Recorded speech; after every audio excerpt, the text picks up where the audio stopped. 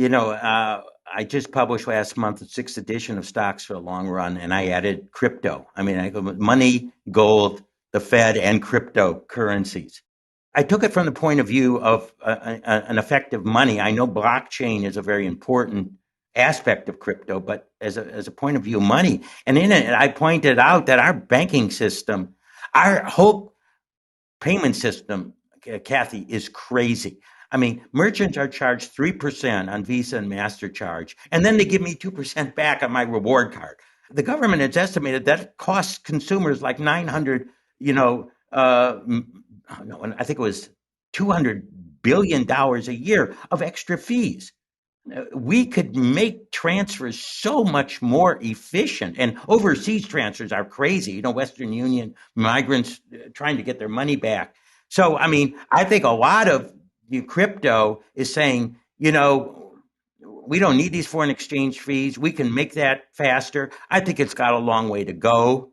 I mean, there's the negatives of the volatility. It's also the negatives of the correlation hasn't been independent. I think that may change over time. I mean, the great part about Bitcoin is it is limited. It's not a fiat currency that could be pumped up the way we pumped it up in 2020, 21 to cause this inflation. So long run, it does have that characteristics. But I think the banking system can't rest on its laurels. I think MasterCard and Visa have a monopoly that should be broken. And I think our whole transfer system and payment system could be reformed.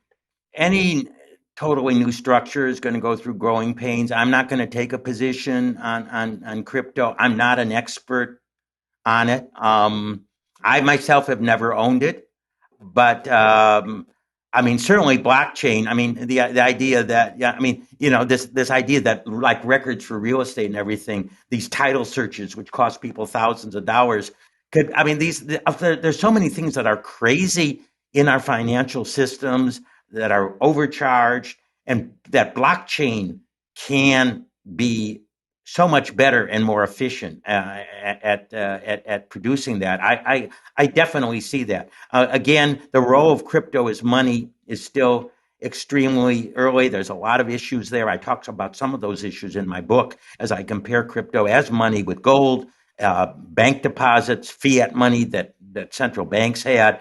So it's an early stage, but listen, there's no asset class in the world that is appreciated as much, even with the decline recently, as Bitcoin.